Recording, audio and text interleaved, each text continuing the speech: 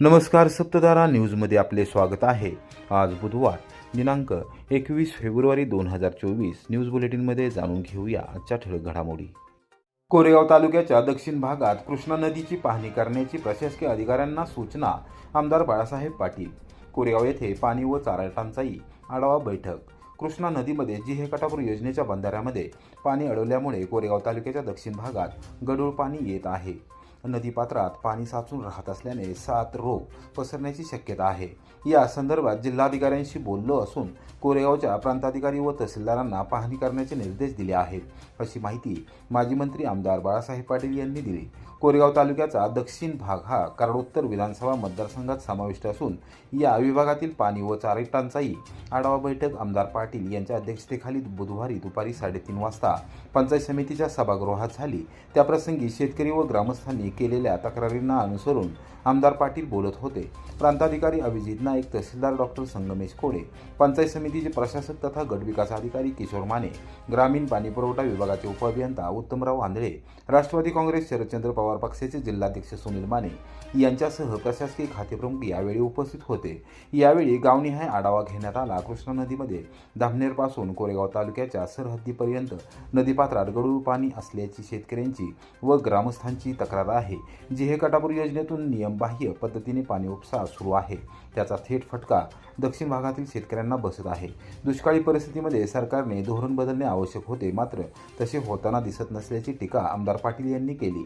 बैठकीतूनच त्यांनी जिल्हाधिकारी जितेंद्र रुडी यांच्याशी मोबाईलद्वारे चर्चा करून पाण्याची बिकट परिस्थिती विशद केली। त्याचबरोबर जागेवरच प्रांताधिकारी व तहसीलदार यांना नदीपात्राची पाहणी करण्याचे निर्देश दिले। यावेळी बैठकीत गाववार पाणी व चारा टंचाईचा आढावा घेण्यात आला। सरपंच, उपसरपंच, ग्रामसेवक, तलाठी व विविध संस्थांच्या पदाधिकाऱ्यांनी अडीअडचणी विशद केल्या। खासदार श्रीनिवास पाटील यांच्या माध्यमातून कोरेगाव तालुक्यात सर्वाधिक विकास कामे मार्गी। सारंगबाबा पाटील विविध गावांमध्ये केली विकास कामांची पाहणी। सातारा लोकसभा मतदारसंघामध्ये कोरेगाव विधानसभा मतदारसंघात विशेषतः कोरेगाव तालुक्यात खासदार निधीतून सर्वाधिक विकास कामे मार्गी लावली आहेत। सर्वसामान्यांना न्याय देत असताना राष्ट्रवादी काँग्रेस शरदचंद्र पवार पक्षाच्या ध्येय धोरणांची प्रभावी अंमलबजावणी केली आहे, असे प्रतिपादन पक्षाच्या माहिती व तंत्रज्ञान विभागाचे प्रदेशाध्यक्ष सारंगबाबा पाटील यांनी केले। खासदार श्रीनिवास पाटील यांच्या सूचनेनुसार कोरेगाव तालुक्यात कार्यपूर्ती संपर्क दौऱ्यानिमित्त पाटील यांनी बुधवारी सायंकाळी 7 वाजता चिमणगाव, भंडारमाची, सांगवी गावांना भेटी दिल्या व ग्रामस्थांशी मनमोकळा संवाद साधला। खासदार श्रीनिवास पाटील यांच्या माध्यमातून मंजूर झालेल्या विविध विकास कामांची पाहणी करून समाधान व्यक्त केले। यावेळी प्रमुख पदाधिकारी व कार्यकर्ते उपस्थित होते।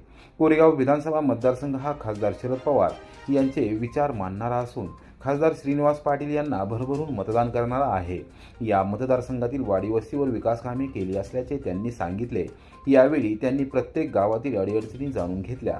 मतदारसंघातील प्रत्येक गावात आणि वाडी वस्तीवर आम्ही पोहोचलो आहोत। सामान्यांची कामे मार्गी लावली आहेत। सामान्यांच्या ऋणातून उतराई होण्यासाठी हा संपर्क दौरा असून कोरेगाव तालुक्याच्या कायम संपर्कात राहू, अशी ग्वाही त्यांनी दिली। यावेळी मान्यवरांनी मनोगत व्यक्त केले। कोरेगावातील महावितरण कंपनीच्या लाचखोर उपकार्यकारी अभियंत्यास न्यायालयीन कोठडी। महाराष्ट्र राज्य वीज वितरण कंपनीच्या कोरेगाव येथील उपकार्यकारी अभियंता मदन कडाळे याला 10,000 रुपयांची लाच घेताना लाचलुचपत प्रतिबंधक विभागाच्या पथकाने मंगळवारी दुपारी रंगेहात पकडले होते। बुधवारी दुपारी त्याला सातारा येथील विशेष न्यायालयात हजर केले असता न्यायालयीन कोठडीत ठेवण्याचा आदेश देण्यात आला।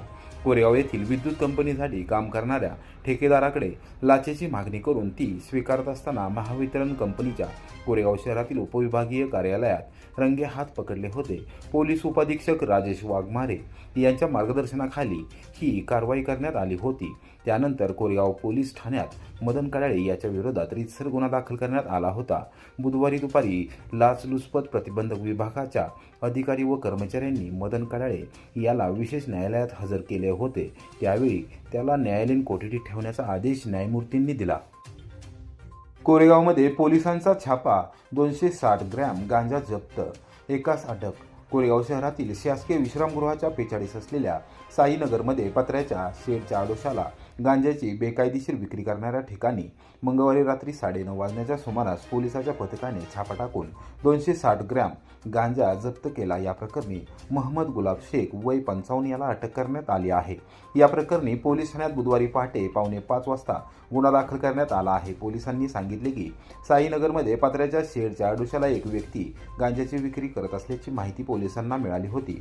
सहाय्यक पोलीस निरीक्षक सखाराम बिराजदार यांनी उपविभागीय पोलीस अधिकारी सोनाली कदम यांना माहिती देऊन त्यांच्या परवानगीने पथकासोबत जाऊन छापा टाकला। त्यावेळी मोहम्मद गुलाब शेख हा गांजाची विक्री करत असल्याचे निदर्शनास आले। नायब तहसीलदार तथा कार्यकारी दंडाधिकारी सारिका शिंदे यांच्यासमोर घटनास्थळावर ही कारवाई करण्यात आली।